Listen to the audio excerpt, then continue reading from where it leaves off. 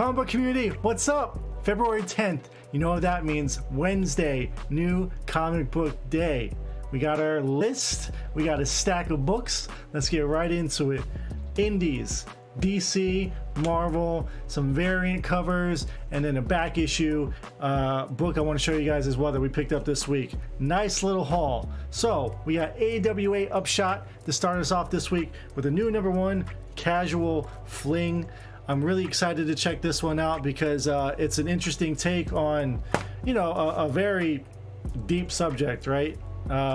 Some guy gets into a relationship with a girl, but then he gets very obsessive and starts stalking her. So this girl is like kind of on the run from this weird guy. Almost reminds you of like maybe some You vibes from Netflix. But we're gonna check it out, see what it's about. New #1 AWA Casual Fling. Moving over to Vault, we have I Walk with Monsters issue #3. This book is hot, it's really good. Another tale of, you know, wrongdoing that these kids are trying to make right. They go around trying to find really bad people, pretend to be like kidnapped or put themselves in a situation where you know that these guys do to their victims, and then they get revenge. And that's all I will say. I Walk with Monsters. It can kind of give you an idea of what that book might be about. Check it out. Very good indie book from Vault Comics. Moving over to Boom, we have Mighty Morphin issue #4. I actually don't have issue #2. I have issue 3, so I got to come back and figure out what's going on, why I'm missing one of these issues for this Power Rangers book. But it's very good. Remember, Boom right now, there's 2 ongoing Power Rangers series, Mighty Morphin and Power Rangers. They're both on issue 4. Check it out, Boom Studios. Continuing with Boom, we got Last Wish issue #2. This is an all ages book. First one was very good. Little girl has this friend. They had this bet to go over this hedge to find like this tower, but it's haunted. The town knows that, you know, you're not supposed to cross over this hedge into like the nothing area, and this girl ends up going with her brother to find this tower. They end up finding it at the end of issue 1. So issue 2, we're gonna see what's inside those doors. And that's it for Boom. So we're going to move over to IDW now. IDW, we have issue 114, the Ninja Turtles, Teenage Mutant Ninja Turtles. This is the first cover appearance of Tokar and Razor here on the sides in comic book form from the second Ninja Turtles movie back in the early 90s. So spec book there. Anytime new or recurring characters get put on the on the front of a comic book, it's just as important. Man, I can't talk today. It's just as important as a cameo appearance or a first appearance inside the pages of a comic book. So be on the lookout for that if you're a speculator for key issues of cover appearances for characters. And so we have the A cover, and then we also picked up the B cover. I like the B covers because this is when Eastman draws them. First appearance, cameos, first cover. All right, we have a reprint here. This is a second printing. Moving on over to Image, issue #1. So I think this is like a more so of an anthology book as opposed to an ongoing series. So it's gonna be different stories with different clowns. It's violent. It's very disturbing. It's sad. Everything that a clown is. So check out issue #1. This is the second printing for this week. Another book from Image that I'm currently liking a lot is Homesick Pilots. This is issue #3. I think I'm still behind on this one, so I have to read issue #2, but issue 1 was great. A girl from her town needs a new venue for her rock band because they got kicked out of another one. Everyone scrammed when the cops showed up, found this haunted home, and weird things go down in there. And then their rival gang comes in there as well to try to stir up shit, and that's when the house fights back. So I gotta read issue #2. Issue #3 is out now, February 10th. And lastly from Image, we have issue #1. This is a new debut, Radiant Black. So this is the A cover right here. It's about a guy who uncovers an ordinary Joe getting extraordinary powers. Like he's just gifted these powers all of a sudden. The only caveat is that it's from extra dimensional or interdimensional beings and they want it back. So now he's got to fight for his life because he had no idea. He gets these powers, imbued with these powers, and then people are after him. So sounds like a good premise. New #1 from Image. All right, so that was all the indies for this week. Now we're going to move over to DC. We have a couple of reprints. Future State had 5 reprints last week, and we only had 2 this week. I thought Teen Titans, the second printing for issue #1 was today, but all we got this week was Kara Zor-El Superwoman #1. So I really like this one. And then we also have the Flash #1. Now I'm kind of curious as to who this character is on here. Then again, I haven't even read the first Flash issue. It's one of the most poorly reviewed Future State books out of the lineup. So I haven't really gotten... It wasn't a priority to get to Flash first. So I want to check that out, see who that character is. Maybe there's something with that second printing with the cover character on there. We have 2 Black Label books from DC this week. We have American Vampire 1976. Issue #5. Love this book because it's Scott Snyder writing about vampires. What more can you ask for? And then Rorschach, this is issue #5. Both of these books are on issue 5 this week.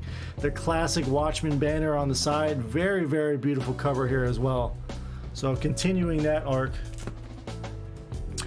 With Valentine's Day coming up this Sunday, DC put out a 80-page giant, Love is a Battlefield, issue #1. So it's a bunch of short stories in here, I guess, with your favorite female characters in the DC universe. Valentine's Day shenanigans. It says join the Valentine's Day melee at the bottom there.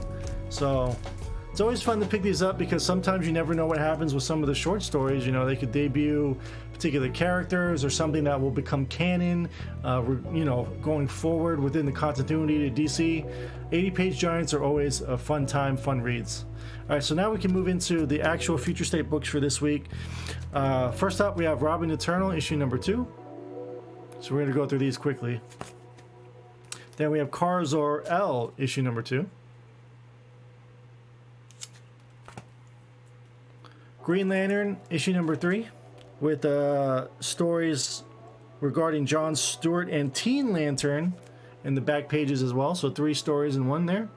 The first Green Lantern book I was not a fan of, so maybe issue 2 with different stories in the back might redeem the first one. We'll see. Superman, Wonder Woman, issue 2.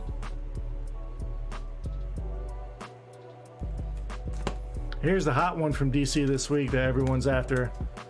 Teen Titans 2, Future State, with Red X on the cover. This is the B cover, by the way, too.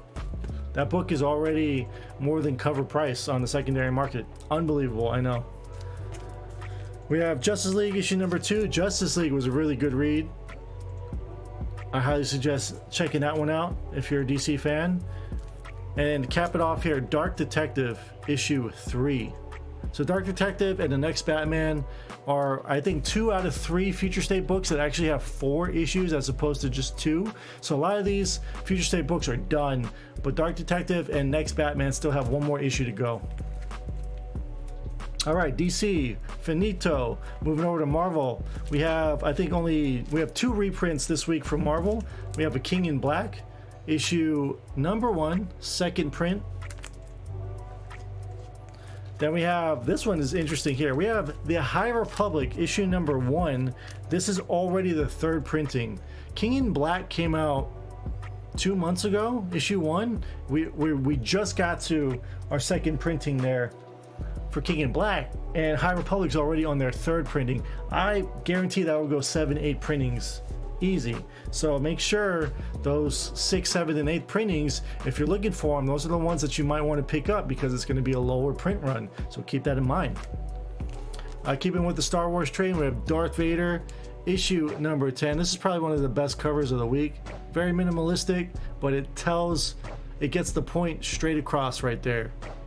Very good read too. You know, it's easily digestible, these Star Wars books. Fun, family friendly, and you know, who doesn't love Star Wars characters, especially Darth Vader. Anti-heroes, they're the best.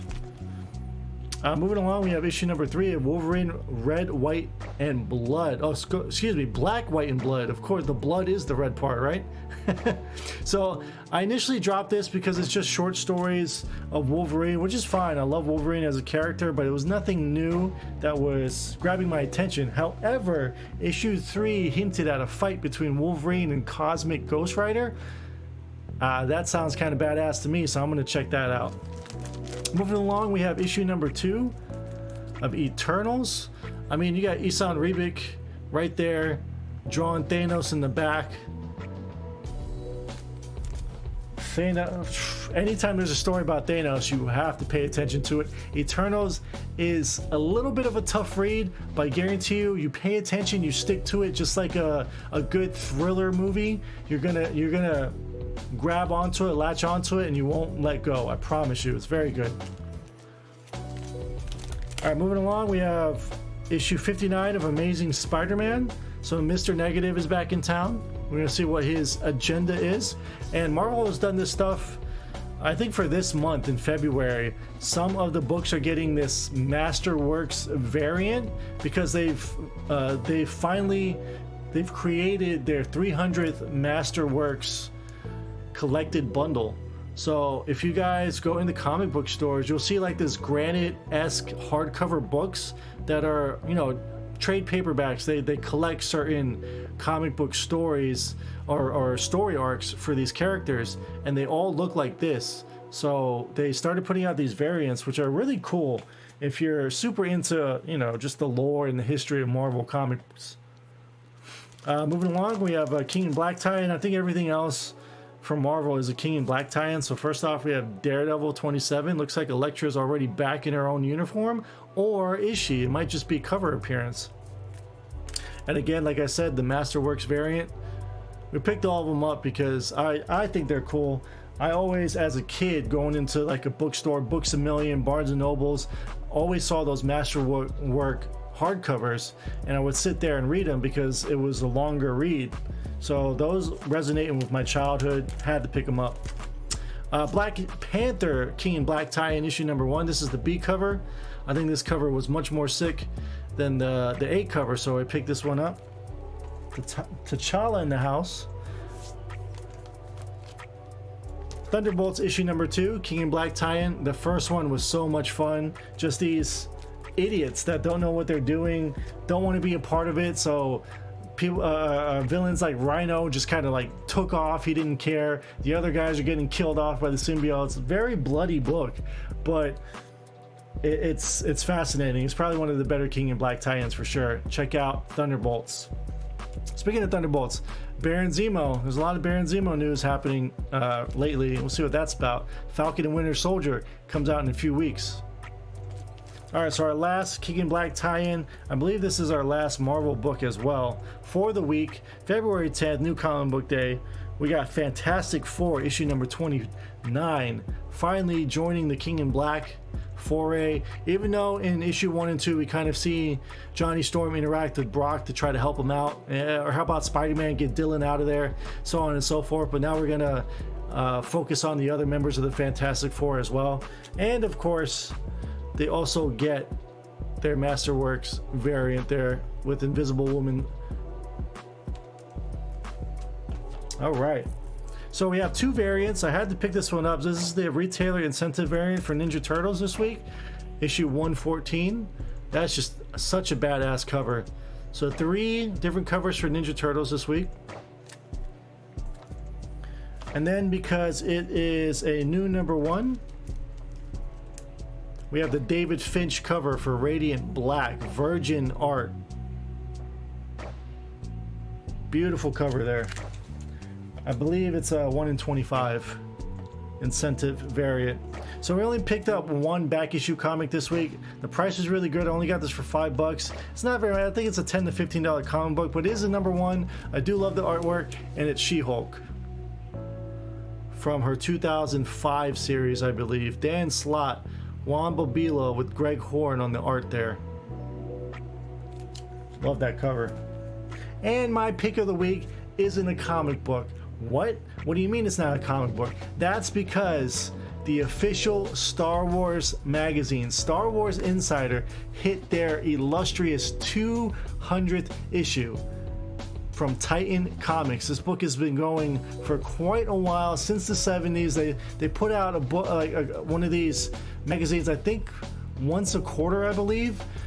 Last month's issue 199, last quarter's issue 199 got a lot of speculation on it because all of the Jedi that's going to be appearing in the High Republic books were on the cover. So as a slew of first appearances, that book is selling like hotcakes, and I guarantee you issue 200 here is going to do the same. So we picked it up.